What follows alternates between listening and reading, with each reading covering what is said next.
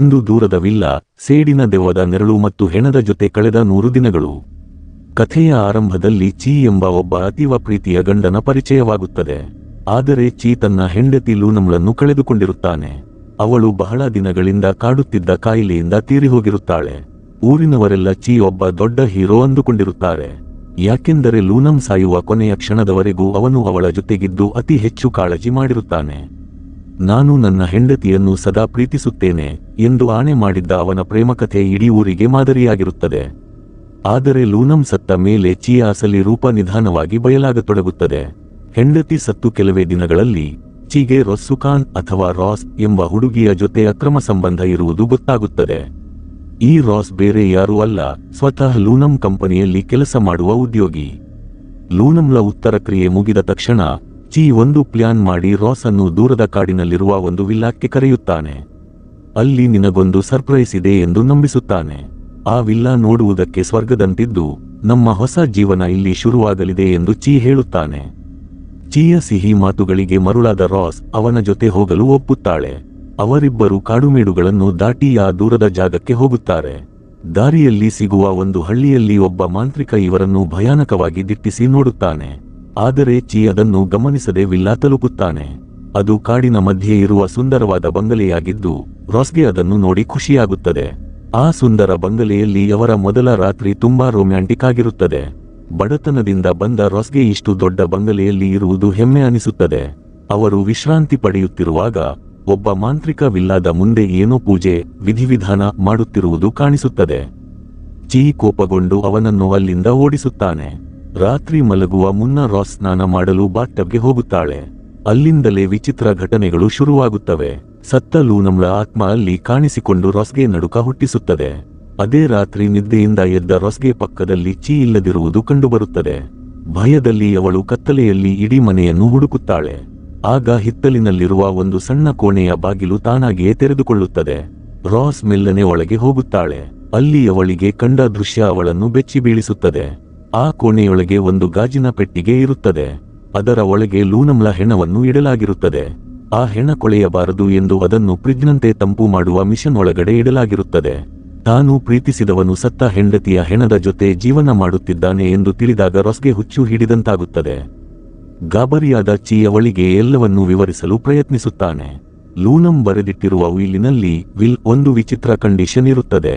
ಅದರ ಪ್ರಕಾರ ಲೂನಮ್ಳ ಕೋಟ್ಯಂತರ ರೂಪಾಯಿ ಆಸ್ತಿ ಚಿಗೆ ಸಿಗಬೇಕಾದರೆ ಅವನು ಸತ್ತ ಅವಳ ಹೆಣದ ಜೊತೆ ಸತತ 100 ದಿನಗಳ ಕಾಲ ಅದೇ ಮನೆಯಲ್ಲಿ ಕಳೆಯಬೇಕು. ಈ ಷರತ್ತನ್ನು ಪೂರೈಸಲು ವಿಫಲವಾದರೆ ಸಂಪೂರ್ಣ ಆಸ್ತಿ ಕೈತಪ್ಪಿ ಹೋಗುತ್ತದೆ. ಹಿಂದಿನ ದಿನಗಳಿಗೆ ಮರಳಿದರೆ ಲೂನಮ್ ಸಾವಿಗಿಂತ ಮುಂಚೆಯೇ ಚಿ ಮತ್ತು ರೋಸ್ ನಡುವಿನ ಅಕ್ರಮ ಸಂಬಂಧ ಅವಳಿಗೆ ತಿಳಿದಿರುತ್ತದೆ ಎಂಬ ಸತ್ಯ ಬಯಲಾಗುತ್ತದೆ. ಲೂನಮ್ ತನ್ನ ಕಣ್ಣಾರೆ ಅವರಿಬ್ಬರು ಚಿ ಆಫೀಸ್ನಲ್ಲಿ ಆಪ್ತವಾಗಿದ್ದನ್ನು ಕಂಡುಬಿಡುತ್ತಾಳೆ. ಇದು ಅವಳನ್ನು ಸಂಪೂರ್ಣವಾಗಿ ಕುಗ್ಗಿಸಿಬಿಡುತ್ತದೆ.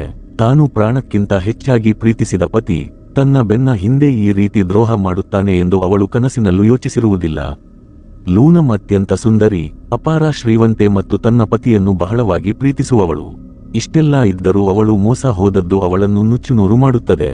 ಆದರೂ ಆ ಸತ್ಯವನ್ನು ತಿಳಿದ ನಂತರವೂ ಲೂನಮ್ ಮೂರ್ಖಳಂತೆ ಎಲ್ಲವನ್ನೂ ಮರೆತು ಚಿಗೆ ಮತ್ತೊಂದು ಅವಕಾಶ ನೀಡಲು ನಿರ್ಧರಿಸುತ್ತಾಳೆ. ಅಷ್ಟೇ ಅಲ್ಲದೆ ತನ್ನಲ್ಲೇ ಏನೋ ಕೊರತೆ ಇದೆ ಎಂದು ತನ್ನನ್ನು ತಾನೇ ದೂಷಿಸಿಕೊಳ್ಳುತ್ತಾಳೆ. ಹೇಗಾದರೂ ಮಾಡಿ ತನ್ನ ಸಂಸಾರವನ್ನು ಉಳಿಸಿಕೊಳ್ಳಬೇಕೆಂದು ಪಣತೊಡುವ ಅವಳು ಚಿಯನ್ನು ಒಂದು ಐಷಾರಾಮಿ ವಿಲ್ಲಾಕ್ಕೆ ಬಂಗಲೆಗೆ ಕರೆದುಕೊಂಡು ಹೋಗುತ್ತಾಳೆ.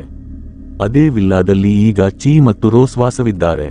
ಆ ಬಂಗಲೆ ತಮ್ಮ ಹೊಸ ಜೀವನದ ಆರಂಭಕ್ಕೆ ಸಾಕ್ಷಿಯಾಗಲಿ ಎಂದು ಅವಳು ಆಶಿಸುತ್ತಾಳೆ. ಅಲ್ಲಿನ ಒಂದು ಫ್ರಾಂಜಿಪಾನಿ, ದಾಸವಾಳ ಅಥವಾ ಸಂಪಿಗೆ ಜಾತಿಯ ಮರವನ್ನು ತೋರಿಸಿ, ಈ ಮರ ನಮ್ಮ ಪ್ರೀತಿಯ ಸಂಕೇತವಾಗಿ ಅಜರಾಮರವಾಗಿರಲಿ ಎಂದು ಆಸೆಪಡುತ್ತಾಳೆ. ಮತ್ತೆ ವರ್ತಮಾನಕ್ಕೆ ಬಂದರೆ ರೋಸ್ ಆ ವಿಲ್ಲಾದಲ್ಲಿ ಕಳೆಯುವ ದಿನಗಳು ಭಯಾನಕವಾಗತೊಡಗುತ್ತವೆ. ಲೂನಮ್ ಆತ್ಮ ಕೇವಲ ಕಾಣಿಸಿಕೊಳ್ಳುವುದು ಮಾತ್ರವಲ್ಲದೆ ದೈಹಿಕವಾಗಿ ತೊಂದರೆ ಕೊಡಲು ಶುರು ಮಾಡುತ್ತದೆ. ಒಂದು ದಿನ ಅಡುಗೆ ಮನೆಯಲ್ಲಿ ಯಾವುದೋ ಅಶರೀರ ಶಕ್ತಿಯು ರೋಸ್ ಕೈಯನ್ನು ಹಿಡಿದು ಚಾಕುವಿನಿಂದ ಅವಳ ಕೈಯನ್ನೇ ಚುಚ್ಚಿಕೊಳ್ಳುವಂತೆ ಒತ್ತಾಯಿಸುತ್ತದೆ. ಅವಳು ಅಲುಗಾಡಲಾಗದ ಸ್ಥಿತಿಯಲ್ಲಿರುತ್ತಾಳೆ. ಸರಿಯಾದ ಸಮಯಕ್ಕೆ ಚಿ ಬಂದು ಅವಳನ್ನು ಎಚ್ಚರಿಸುತ್ತಾನೆ. ಈ ಕಿರುಕುಳ ಕನಸಿನಲ್ಲೂ ಮುಂದುವರಿಯುತ್ತದೆ. ಪ್ರತಿ ರಾತ್ರಿ ಯಾರೋ ತಣ್ಣನೆಯ ಕೈಗಳಿಂದ ಅವಳ ಬಾಯಿ ಮುಚ್ಚಿದಂತೆ ಮೈಮೇಲೆ ಕೈಯಾಡಿಸಿದಂತೆ ಭಾಸವಾಗಿ ರೋಸ್ ಗಾಬರಿಯಿಂದ ಎಚ್ಚರಗೊಳ್ಳುತ್ತಾಳೆ. ಇಲ್ಲಿ ಲೂನಮ್ ಆತ್ಮ ಇದೆ ಎಂದು ರೋಸ್ ಎಷ್ಟೇ ಹೇಳಿದರೂ ಚಿ ಅದನ್ನು ನಂಬದೆ ಇದೆಲ್ಲ ನಿನ್ನ ಭ್ರಮೆ ಎಂದು ಸಮಾಧಾನ ಮಾಡುತ್ತಿರುತ್ತಾನೆ. ದಿನ ಕಳೆದಂತೆ ರೋಸ್ ಮಾನಸಿಕ ಸ್ಥಿತಿ ಹದಗೆಡುತ್ತಾ ಹೋಗುತ್ತದೆ. ಅಲ್ಲಿಂದ ಹೊರಟು ಹೋಗೋಣ ಎಂದು ಅವಳು ಗೋಗರೆದಾಗ ಲೂನಂ ಉಯಿಲಿನಲ್ಲಿದ್ದ ಅಸಲಿ ವಿಷಯ ಹೊರಬರುತ್ತದೆ. ಆ ಉಯಿಲು ಅವರಿಬ್ಬರಿಗೂ ಸೇರಿದ್ದಾಗಿರುತ್ತದೆ.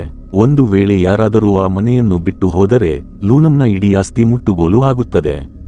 ಚೀ ತನ್ನ ಪ್ರೇಯಸಿಯನ್ನು ಅಲ್ಲಿಗೆ ಕರೆದುಕೊಂಡು ಬಂದಿದ್ದೇ ಈ ಆಸ್ತಿಗಾಗಿ ಎಂಬುದು ರೋಸ್ಗೆ ಅರ್ಥವಾಗುತ್ತದೆ. ನಿನಗೆ ನನ್ನ ಮೇಲೆ ಪ್ರೀತಿ ಇದೆಯೋ ಅಥವಾ ಆಸ್ತಿಯ ಮೇಲೆ ಆಸೆಯೋ ಎಂದು ಅವಳು ಪ್ರಶ್ನಿಸುತ್ತಾಳೆ. ಚೀ ಯಾವುದನ್ನು ಮುಚ್ಚಿಡದೆ ನನಗೆ ನಿನ್ನ ಮೇಲೆ ಪ್ರೀತಿಯೂ ಇದೆ, ಜೊತೆಗೆ ಆ ಆಸ್ತಿಯೂ ಬೇಕು ಎಂದು ನೇರವಾಗಿ ಒಪ್ಪಿಕೊಳ್ಳುತ್ತಾನೆ. ತಮ್ಮ ಭವಿಷ್ಯಕ್ಕಾಗಿ ಸ್ವಲ್ಪ ದಿನ ಅಲ್ಲಿ ಅನಿವಾರ್ಯವಾಗಿ ಇರಲೇಬೇಕು ಎಂದು ಅವಳನ್ನು ಒಪ್ಪಿಸುತ್ತಾನೆ. ಮತ್ತೆ ಕಥೆ ಲೂನಂ ಬದುಕಿದ್ದ ಕಾಲಕ್ಕೆ ಸಾಗುತ್ತದೆ. ಆಗ ಲೂನಂ ಆರೋಗ್ಯ ದಿನದಿಂದ ದಿನಕ್ಕೆ ಕ್ಷೀಣಿಸುತ್ತಾ ಇರುತ್ತದೆ. ಆಗ ವೈದ್ಯರು ಚೀ ಬಳಿ ಬಂದು ಹೀಗೆ ಹೇಳುತ್ತಾರೆ, ಲೂನಂ ಒಂದು ವಿಚಿತ್ರ ಕಾಯಿಲೆಯಿಂದ ಬಳಲುತ್ತಿದ್ದಾಳೆ. ಆ ಕಾಯಿಲೆ ಎಂತಹದ್ದೆಂದರೆ ಯಾವುದೇ ಕಾರಣವಿಲ್ಲದೆ ಅವಳು ದಿನಗಟ್ಟಲೆ ಗಾಢ ನಿದ್ರೆಗೆ ಜಾರಿಬಿಡುತ್ತಾಳೆ. ಇದು ಯಾವ ಕ್ಷಣದಲ್ಲಾದರೂ ಪ್ರಾಣಕ್ಕೆ ಕುತ್ತು ತರುವ ಹಂತದಲ್ಲಿದೆ. ಲೂನಂ ಹೀಗೆ ನರಳುತ್ತಿರುವಾಗಲೇ ರೋಸ್ ಧೈರ್ಯ ಮಾಡಿ ಅವಳ ಮನೆಗೆ ಬಂದು ಚೀ ಗಮನ ಸೆಳೆಯಲು ಹಠ ಮಾಡುತ್ತಾಳೆ. ಅತ್ತ ಬೆಡ್ರೂಮಿನಲ್ಲಿ ಲೂನಂ ನಿದ್ರೆಯಲ್ಲಿರುವಂತೆ ಕಂಡರೂ ಅವಳಿಗೆ ಪ್ರಜ್ಞೆ ಇರುತ್ತದೆ.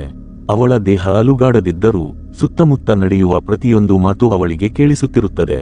ಕಣ್ಣೆದುರೇ ನಡೆಯುತ್ತಿರುವ ಈ ದ್ರೋಹವನ್ನು ಕಂಡು ಅವಳ ಕಣ್ಣಿನಿಂದ ಒಂದು ಹನಿ ಕಣ್ಣೀರು ಸುರಿಯುತ್ತದೆ. ಸ್ವಲ್ಪ ಸುಧಾರಿಸಿಕೊಂಡ ಮೇಲೆ ಲೂನಂ ರೋಸ್ ಬಳಿ ಹೋಗಿ ಖಡಕ್ ಎಚ್ಚರಿಕೆ ನೀಡುತ್ತಾಳೆ. ನನ್ನ ಸಂಸಾರದಿಂದ ದೂರ ಇರು, ಇಲ್ಲದಿದ್ದರೆ ಅನುಭವಿಸಬೇಕಾಗುತ್ತದೆ ಎಂದು ಗುಡುಗುತ್ತಾಳೆ. ಆದರೆ ರೋಸ್ ಮಾತ್ರ ದರ್ಪದಿಂದ ಚೀ ನಿನ್ನಿಗಿಂತ ನನ್ನನ್ನೇ ಹೆಚ್ಚು ಪ್ರೀತಿಸುತ್ತಾನೆ ಎಂದು ಹೀಯಾಳಿಸುತ್ತಾಳೆ. ಚೀ ಎಂಬ ಈ ಮನುಷ್ಯನಿಗೆ ಕನಿಷ್ಠ ಮರ್ಯಾದೆಯೂ ಇಲ್ಲದಂತಾಗಿ ರೋಸ್ ಜೊತೆ ಸಂಬಂಧ ಮುಂದುವರಿಸುತ್ತಾನೆ. ಇದೇ ವಿಷಯಕ್ಕೆ ಲೂನಂ ಮತ್ತು ಅವನ ನಡುವೆ ಭೀಕರ ಜಗಳವಾಗುತ್ತದೆ. ದೈಹಿಕವಾಗಿ ಮತ್ತು ಮಾನಸಿಕವಾಗಿ ಸೋತು ಹೋದ ಲೂನಂ, ನನ್ನಲ್ಲಿ ಏನೂ ಕೊರತೆ ಇದೆ, ನಾನು ನಿನಗಾಗಿ ಎಲ್ಲವನ್ನೂ ಕೊಟ್ಟೆ, ನಿನ್ನಿಂದ ಕೇವಲ ನಿಷ್ಠೆಯನ್ನು ಮಾತ್ರ ಬಯಸಿದ್ದೆ, ಅದಕ್ಕೆ ನೀನು ಕೊಟ್ಟ ಉಡುಗೊರೆ ಇದಾ ಎಂದು ಪ್ರಶ್ನಿಸುತ್ತಾಳೆ. ಪರಿಸ್ಥಿತಿಯನ್ನು ಸರಿಪಡಿಸುವ ಬದಲು ಚೀ ಕ್ರೌರ್ಯದಿಂದ ವರ್ತಿಸುತ್ತಾನೆ. ನಿನ್ನ ಜೊತೆ ಬಾಳುವುದು ಬೋರ್ ಹೊಡೆಯುತ್ತಿದೆ, ಉಸಿರುಗಟ್ಟಿದಂತಾಗುತ್ತಿದೆ ಎಂದು ಕಿರುಚುತ್ತಾನೆ. ಈ ಜಗಳದ ನಡುವೆಯೇ ಲೂನಂಗೆ ಮತ್ತೆ ಕಾಯಿಲೆ ಉಲ್ಬಣಿಸಿ ಕುಸಿದು ಬೀಳುತ್ತಾಳೆ. ಉಸಿರಾಟ ನಿಧಾನವಾಗಿ ಅವಳು ನರಳುತ್ತಿದ್ದರೂ ಚೀ ಅವಳಿಗೆ ಸಹಾಯ ಮಾಡದೆ ಸುಮ್ಮನೆ ನಿಂತು ಅವಳ ಸಾವು ಸಂಭವಿಸುವುದನ್ನು ನೋಡುತ್ತಿರುತ್ತಾನೆ. ಅದೇ ರಾತ್ರಿ ಚೀ ಮತ್ತು ರೋಸ್ ಆರಾಮಾಗಿ ಕುಳಿತಿರುವಾಗ ಲೂನಂಳ ಆತ್ಮ ಪ್ರತ್ಯಕ್ಷವಾಗುತ್ತದೆ. ಅದು ರೋಸ್ ಮೇಲೆರಗಿ ಅವಳ ಗಂಟಲನ್ನು ಉಸಿರುಗಟ್ಟುವಂತೆ ಹಿಸುಕುತ್ತದೆ. ಈ ಘಟನೆಯಿಂದ ತಾಳ್ಮೆ ಕಳೆದುಕೊಂಡ ರೋಸ್ ಸಿಟ್ಟಿನಿಂದ ಹೊರಗಿನ ಕಾಟೇಜ್ಗೆ ಓಡಿಹೋಗಿ ಲೂನಂಳ ಶವವನ್ನಿಟ್ಟಿರುವ ಗಾಜಿನ ಪೆಟ್ಟಿಗೆಯನ್ನು ಮತ್ತು ಕೂಲಿಂಗ್ ಡಿವೈಸ್ ಅನ್ನು ಪುಡಿಪುಡಿ ಮಾಡುತ್ತಾಳೆ. ಚೀ ಅವಳನ್ನು ತಡೆಯಲು ಬಂದಾಗ ನಿನಗೆ ಆ ಹೆಣದ ಮೇಲೆಯೇ ಪ್ರೀತಿ ಎಂದು ರೋಸ್ ಕಿರುಚುತ್ತಾಳೆ. ಅದಕ್ಕೆ ಚೀ, ನಾನು ಇದೆಲ್ಲ ಮಾಡುತ್ತಿರುವುದು ಕೇವಲ ಆಸ್ತಿಗಾಗಿ ಮಾತ್ರ ಎಂದು ಮತ್ತೆ ನೆನಪಿಸುತ್ತಾನೆ. ಮರುದಿನ ಬೆಳಗ್ಗೆ ಚೀ ಮನೆಯಿಂದ ಹೊರಗೆ ಹೋದಾಗ ಲೂನಂಳ ಆತ್ಮ ಮತ್ತಷ್ಟು ಭೀಕರವಾಗಿ ವರ್ತಿಸುತ್ತದೆ. ಒಬ್ಬಳೇ ಇದ್ದ ರೋಸ್ ಮೇಲೆ ಹಲ್ಲೆ ನಡೆಸಿ ಅವಳ ಕಾಲುಗಳನ್ನು ಹಿಡಿದು ನೆಲದ ಮೇಲೆ ಎಳೆದಾಡುತ್ತದೆ. ಈ ಸಂಘರ್ಷದಲ್ಲಿ ರೋಸ್ ಕೈಗೆ ಮೆಟ್ಟಿಲ ಪಕ್ಕದ ಮೊಳೆ ಚುಚ್ಚಿ ಚರ್ಮ ಹರಿದು ಹೋಗುತ್ತದೆ. ಅಷ್ಟಕ್ಕೆ ನಿಲ್ಲದೆ ಆ ದೆವ್ವ ರೋಸ್ ಮುಖವನ್ನು ಎಷ್ಟು ಜೋರಾಗಿ ಹಿಸುಕುತ್ತದೆ ಎಂದರೆ ಅವಳ ಹಲ್ಲುಗಳೇ ಪುಡಿಯಾಗಿ ಹೋಗುತ್ತವೆ. ನಂತರ ಅವಳನ್ನು ಎತ್ತಿ ಎಸೆಯುತ್ತದೆ. ಅಷ್ಟರಲ್ಲಿ ಇದ್ದಕ್ಕಿದ್ದಂತೆ ಟಿವಿ ಆನ್ ಆಗಿ ಅದರಲ್ಲಿ ಲೂನಂ ನಡೆದು ಬರುತ್ತಿರುವ ದೃಶ್ಯ ಕಾಣಿಸುತ್ತದೆ. ಯಾವುದೋ ಬೇರೆ ಲೋಕದಿಂದ ಬಂದು ನೇರವಾಗಿಯೇ ದಾಳಿ ಮಾಡುತ್ತಿದ್ದಾಳೆನೋ ಎಂಬಂತೆ ಭಾಸವಾಗುತ್ತದೆ. ಚೀ ಮನೆಗೆ ವಾಪಸ್ ಬಂದಾಗ ರೋಸ್ ಸಂಪೂರ್ಣವಾಗಿ ಹೌಹಾರಿ ಹುಚ್ಚಿಯಂತೆ ಆಡುತ್ತಿರುತ್ತಾಳೆ. ತಾನು ಈಗ ತಾನೇ ಏನನ್ನು ನೋಡಿದೆ ಎಂದು ವಿವರಿಸಲು ಅವಳು ಲೂನಂ ಆತ್ಮದಿಂದ ಬ್ರೂಟಲ್ ಆಗಿ ಏಟು ತಿಂದ್ರು ಚೀಫ್ ಮಾತ್ರ ಅದೆಲ್ಲ ರೋಸ್ನ ಭ್ರಮೆ ಅಂತ ಉಡಾಫೆ ಮಾಡ್ತಾನೆ. ಮುಂದಿನ ದಿನಗಳಲ್ಲಿ ರೋಸ್ ಹುಚ್ಚು ಹಿಡಿದಂತಾಗಿ ವಿಚಿತ್ರವಾಗಿ ವರ್ತಿಸ್ತಾಳೆ. ಒಂದು ಸಲ ಅವಳಿಗೆ ಚೀಫ್ ಲೂನಂ ಶವದ ಜೊತೆ ಅಸಭ್ಯವಾಗಿ ಇರೋ ತರಹ ಭ್ರಮೆಯಾಗುತ್ತೆ. ಇದರಿಂದ ಹತಾಶಳಾದ ರೋಸ್ ಹೇಗಾದ್ರೂ ಮಾಡಿ ದೆವ್ವ ಬಿಡಿಸಬೇಕು ಅಂತ ಒಬ್ಬ ಹಳ್ಳಿ ಮಾಂತ್ರಿಕನ ಸಹಾಯ ಕೇಳ್ತಾಳೆ. ಆ ಮಾಂತ್ರಿಕ ಪೂಜೆ ಮಾಡಿ ಲೂನಂ ಆತ್ಮಕ್ಕೆ ಆಸರೆಯಾಗಿದ್ದ ಆ ದಾಸವಾಳದ ಮರವನ್ನು ಸುಡ್ತಾನೆ. ಈ ಮಂತ್ರ ಶಕ್ತಿಯಿಂದಾಗಿ ಲೂನಂ ಶವದೊಳಗಿಂದ ಸಣ್ಣ ಸಣ್ಣ ಹುಳುಗಳು ಹೊರಬರಲು ಶುರುವಾಗುತ್ತೆ. ಆದರೆ ಇದನ್ನೆಲ್ಲ ದೂರದಿಂದ ನೋಡ್ತಿದ್ದ ಚೀಫ್ಗೆ ವಿಪರೀತ ಕೋಪ ಬರುತ್ತೆ. ತನ್ನ ಹತ್ತಿರವಿದ್ದ ಶೂಟ್ ಗನ್ ತಗೊಂಡು ಮಾಂತ್ರಿಕನನ್ನ ಬೆದರಿಸಿ ಅಲ್ಲಿಂದ ಓಡಿಸ್ತಾನೆ. ನನಗೆ ಈ ಹೆಣ ಕಾಯೋದು ಸಾಕಾಗಿದೆ, ನೀನು ನನಗೇನು ಪ್ರಯೋಜನ ಇಲ್ಲದವಳು ಅಂತ ರೋಸ್ ಮೇಲೆ ಕೂಗಾಡ್ತಾನೆ. ಇಬ್ಬರ ನಡುವೆ ಜೋರು ಜಗಳ ಆಗಿ ರೋಸ್ ಅಲ್ಲಿಂದ ಹೋಗಲು ನಿರ್ಧರಿಸ್ತಾಳೆ. ಅವಳು ಹೋಗೋದನ್ನ ತಡೆಯಲು ಚೀಫ್ ಅಳ್ತಾ ಬೇಡಿಕೊಳ್ತಾನೆ. ಅಷ್ಟೇ ಅಲ್ಲದೆ ಒಂದು ಶಾಕಿಂಗ್ ಸತ್ಯ ಹೇಳ್ತಾನೆ. ತಾವು ಇಬ್ಬರು ಜೊತೆಯಾಗಿ ಇರಬೇಕು ಅನ್ನೋ ಕಾರಣಕ್ಕೆ ಅವನು ಲೂನಂ ಸಾಯುವಾಗ ಸುಮ್ಮನಿದ್ದನಂತೆ. ನಿನಗೋಸ್ಕರ ಇಷ್ಟೆಲ್ಲ ತ್ಯಾಗ ಮಾಡಿದ್ದೀನಿ, ನನ್ನ ಬಿಟ್ಟು ಹೋಗಬೇಡ ಅಂತ ಕಾಡಿರ್ತಾನೆ. ಆದರೂ ರೋಸ್ ಕೇಳದೆ ಅಲ್ಲಿಂದ ಹೊರಟು ಹೋಗ್ತಾಳೆ. ದಾರಿಯಲ್ಲಿ ಹೋಗುವಾಗ ಅವಳಿಗೆ ಏನೋ ಒಂಥರ ಅಪರಾಧಿ ಭಾವನೆ ಮತ್ತು ಗೊಂದಲ ಶುರುವಾಗಿ ಮತ್ತೆ ವಿಲ್ಲಾಗೆ ವಾಪಸ್ ಬರ್ತಾಳೆ. ಅಲ್ಲಿ ಚೀಫ್ ಬಾತ್ ಟಬ್ನಲ್ಲಿ ಶೂನ್ಯ ನೋಟ ಬೀರ್ತಾ ಮಲಗಿರೋದು ಅವಳಿಗೆ ಕಾಣುತ್ತೆ. ರೋಸ್ ಅವನ ಹತ್ತಿರ ಕ್ಷಮೆ ಕೇಳಿ ಇನ್ಮುಂದೆ ನಾವಿಬ್ಬರೂ ಜೊತೆಯಾಗಿಯೇ ಇರೋಣ ಅಂತಾಳೆ. ಆದ್ರೆ ಚೀಫ್ ಮೈಮೇಲೆ ಲೂನಂ ದೆವ್ವ ಬಂದಿರೋದು ಪಾಪ ರೋಸ್ಗೆ ಗೊತ್ತಿರಲ್ಲ. ಚೀಫ್ ಮೆಟ್ಟಿಲು ಹತ್ತಿ ಮೇಲೆ ಹೋಗೋದನ್ನ ನೋಡಿ ರೋಸ್ ಅವನನ್ನ ಹಿಂಬಾಲಿಸ್ತಾಳೆ. ಅಲ್ಲಿ ಚೀಫ್ ಲೂನಂನ ನೈಟ್ ಗೌನ್ ಹಾಕಿಕೊಂಡು ಕೈಯಲ್ಲಿ ಚಾಕು ಹಿಡಿದು ರೋಸ್ ಮೇಲೆ ಅಟ್ಯಾಕ್ ಮಾಡ್ತಾನೆ. ಲೂನಂ ಆತ್ಮ ಚೀಫ್ನನ್ನು ತನ್ನ ಕಂಟ್ರೋಲ್ಗೆ ತಗೊಂಡು ರೋಸ್ನ ಕೊಲ್ಲಲು ಓಡಿಸ್ತಾ ಇರುತ್ತೆ. ಕನ್ನಡಿಯ ಮುಂದೆ ಹೋದಾಗ ಅಲ್ಲಿ ಚೀಫ್ ಮುಖದ ಬದಲು ಲೂನಂನ ಕ್ರೂರವಾದ ನಗು ಕಾಣುತ್ತೆ. ರೋಸ್ ತನ್ನ ಪ್ರಾಣ ಉಳಿಸಿಕೊಳ್ಳಲು ಚೀಫ್ ಹೆಗಲಿಗೆ ಗಾಜಿನ ಚೂರಿನಿಂದ ಚುಚ್ಚಿ ಗನ್ನಿಂದ ಕಾಲಿಗೆ ಶೂಟ್ ಮಾಡಿದ್ರು ಚೀಫ್ಗೆ ನೋವೇ ಆಗಲ್ಲ. ಕೊನೆಗೆ ನದಿ ದಂಡೆಯ ಹತ್ತಿರ ಚೀಫ್ ರೋಸ್ನ ಹಿಡಿದು ಅವಳ ತಲೆಯನ್ನು ಬಂಡೆಕಲ್ಲಿಗೆ ಜಜ್ಜಿ ಸಾಯಿಸೋ ಹಂತಕ್ಕೆ ತರ್ತಾನೆ. ಆಗ ಲೂನಂ ಆತ್ಮ ಹೇಳುತ್ತೆ, ನಿನ್ನನ್ನು ಅಷ್ಟು ಸುಲಭವಾಗಿ ಸಾಯಲು ಬಿಡಲ್ಲ ಅಂತ. ರೋಸ್ ಸತ್ತ ಮೇಲೂ ಅವಳ ಆತ್ಮಕ್ಕೆ ಮುಕ್ತಿ ಸಿಗಲ್ಲ. ಲೂನಂ ಅವಳನ್ನು ಒಂದು ಮಾಯಾಲೋಕದಲ್ಲಿ ಸಿಲುಕಿಸಿ ಚಿತ್ರಹಿಂಸೆ ನೀಡ್ತಾಳೆ. ನನ್ನ ಬದುಕನ್ನ ಕಿತ್ತುಕೊಂಡ ನಿನಗೆ ಇದೇ ಶಿಕ್ಷೆ ಅಂತ ಅಟ್ಟಹಾಸದಿಂದ ಹೇಳ್ತಾಳೆ. ಸಿನಿಮಾದ ಕೊನೆಯ ದೃಶ್ಯದಲ್ಲಿ ಚೀಫ್ ಕಣ್ಣು ಬಿಟ್ಟಾಗ ಅವನು ಕುಳಿಯುತ್ತಿರುವ ಲೂನಂ ಶವದ ಜೊತೆ ಒಂದು ಗಾಜಿನ ಪೆಟ್ಟಿಗೆಯ ಕಾಫನ್ ಒಳಗೆ ಲಾಕ್ ಆಗಿರ್ತಾನೆ. ಯಾರಾದ್ರೂ ಕಾಪಾಡಿ ಅಂತ ಕಿರುಚಿದ್ರೂ ಕೇಳಿಸಿಕೊಳ್ಳಲು ಆ ಪಾಳು ಬಿದ್ದ ವಿಲ್ಲಾದಲ್ಲಿ ಯಾರೂ ಇರಲ್ಲ. ಅತ್ತ ಕಡೆ ಲೂನಂ ಹೆಣದಿಂದ ಸುರಿಯುವ ಗಲೀಜು ನೀರು ಕೆಳಗೆ ಬಿದ್ದಿರುವ ರೋಸ್ ಹೆಣದ ಮೇಲೆ ಬೀಳ್ತಾ ಇರುತ್ತೆ. ಅವರೆಲ್ಲರೂ ಅಲ್ಲಿ ಶಾಶ್ವತವಾಗಿ ಸಿಕ್ಕಿ ಹಾಕಿಕೊಳ್ತಾರೆ. ಕೊನೆಗೆ ಒಂದು ಟ್ವಿಸ್ಟ್ ರಿವೀಲ್ ಆಗುತ್ತೆ. ಲೂನಂ ಸಾಯುವ ಮುನ್ನವೇ ಈ ಸೇಡಿನ ಪ್ಲಾನ್ ಮಾಡಿದ್ದಳು. ಚೀಫ್ ಮತ್ತು ರೋಸ್ ತನ್ನ ಆಸ್ತಿಗಾಗಿ ಆಸಪಟ್ಟಾರೆ ಅಂತ ಅವಳಿಗೆ ಮೊದಲೇ ಗೊತ್ತಿತ್ತು. ಅದಕ್ಕಾಗಿಯೇ ಆ ದೂರದ ವಿಲ್ಲಾವನ್ನು ಕೊಂಡು ತನ್ನ ಸತ್ತ ಮೇಲೆ ಅವರಿಬ್ಬರನ್ನು ಇಲ್ಲಿಗೆ ಬರೋ ತರಹ ವಿಲ್ ಬರೆದಿದ್ದಳು. ಹಳ್ಳಿಯ ಮಾಂತ್ರಿಕನ ಜೊತೆ ಸೇರಿ ತನ್ನ ಆತ್ಮಸೇಡು ತೀರಿಸಿಕೊಳ್ಳುವಂತೆ ಮೊದಲೇ ತಂತ್ರ ಹೂಡಿದ್ದಳು.